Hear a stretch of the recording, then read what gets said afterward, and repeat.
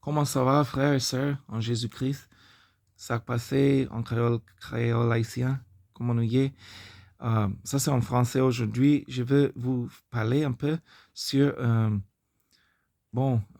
prions, si Dieu veut. Grâce à toi, Jésus, de ce jour.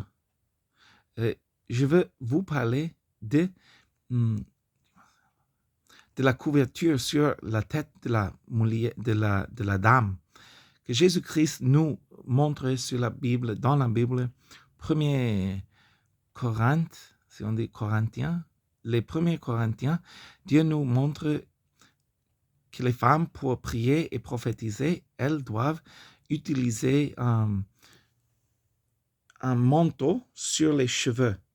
La Bible parle de ça, sur le chapeau, leur tête. Bon, Dieu, parle-nous avec ça. Jésus est ton grand nom, Jésus-Christ.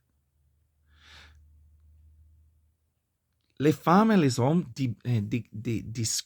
discutent beaucoup sur ce thème-ci. Beaucoup réfutent qu'il ne faut pas le faire, qu'il ne faut plus le faire. Mais regardons. J'enseigne les langues. Je suis professeur de langue. J'ai des élèves de tout le monde. Une élève en particulier est du Brésil. Et elle est chrétienne. Et Dieu m'a mis dans mon cœur de lui dire, elle enseigne de Jésus-Christ à travers sa compte de Instagram beaucoup. Et Dieu lui utilise beaucoup. Et comme serviteuse de Jésus-Christ. C'est merveilleux. Mais Dieu m'a mis dans mon cœur de lui dire de ce chapitre-là qui dit que la femme doit mettre la couverture sur sa tête. Mais hier soir, c'était la classe avec elle, le cours d'anglais, que je leur enseigne anglais, grâce à Dieu. Dieu, je prie, Amen, que tu nous utilises, que les gens apprennent qu'il faut t'obéir dans tout aspect. À ton grand nom, Jésus-Christ, Amen. Bon, ça c'est tout pour la gloire de Dieu. Dieu m'avait mis dans le cœur de lui parler sur ça hier soir dans le cours. Mais je ne lui avais pas parlé parce que j'ai réagi avec les pensées logiques. J'ai pensé, que j'écoute beaucoup d'adoration à YouTube avec les femmes dévoilées aux femmes qui n'ont pas le manteau sur leurs cheveux. J'ai pensé, si j'écoute et j'ai la communion avec elle sur l'Internet et elle ne se couvre pas, pourquoi vais-je lui dire à mon élève qu'elle doit se mettre le chapeau? J'ai pensé, ce ne sera pas de l'hypocrisie de ma part. Alors, de cette manière, je me suis taisi. Si on dit comme ça, ou je me suis tu. Mais on pensait que j'allais être hypocrite. Je ne lui avais pas dit ça.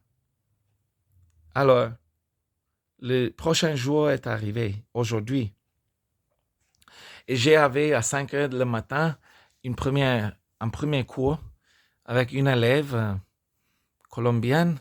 Et je lui parlais, elle est chrétienne aussi, je lui parlais sur la sensualité et qu'il faut que la femme se vête, s'habille, pas sensuellement. Parce que Galatiens, le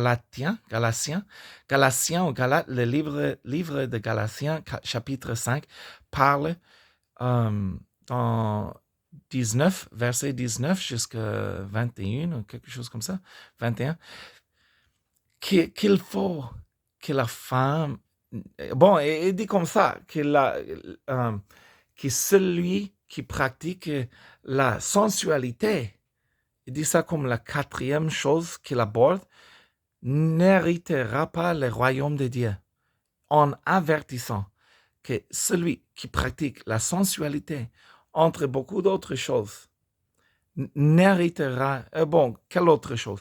La sautisserie? Je veux dire, le drunkenness, comment dit-on? boire beaucoup de liqueur, beaucoup d'alcool, être, comment dit-on, hébreu, non hébreu, drunk, si vous comprenez l'anglais.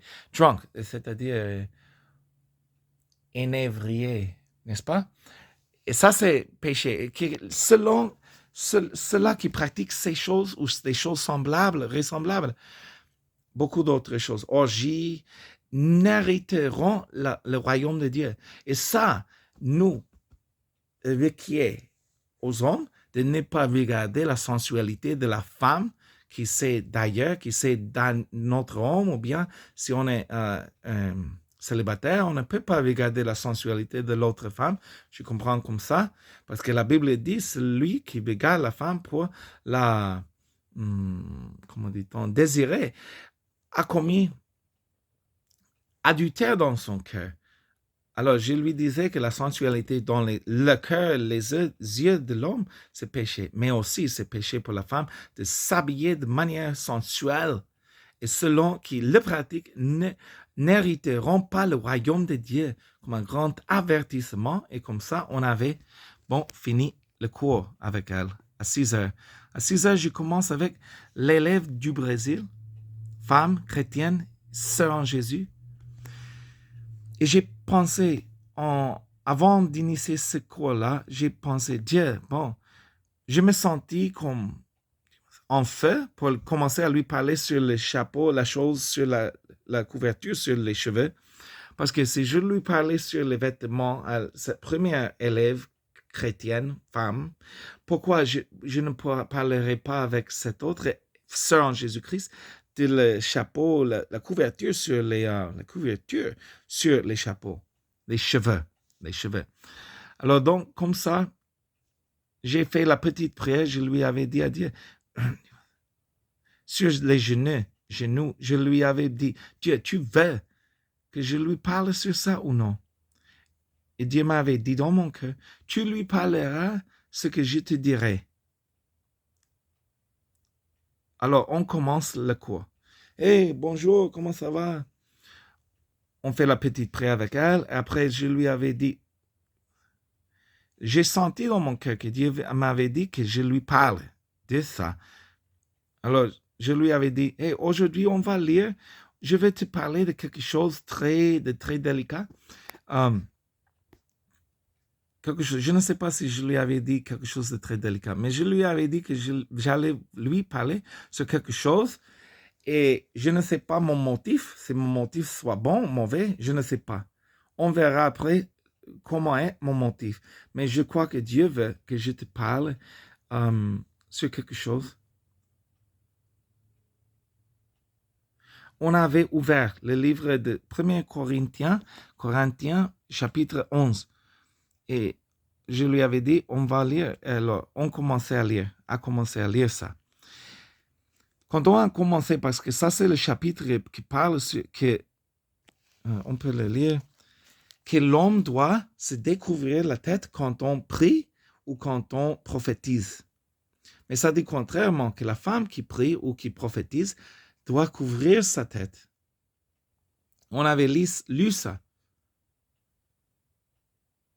Alors, elle s'est surprise parce qu'elle m'avait dit, quand on est lisant, on était en train de lire ça,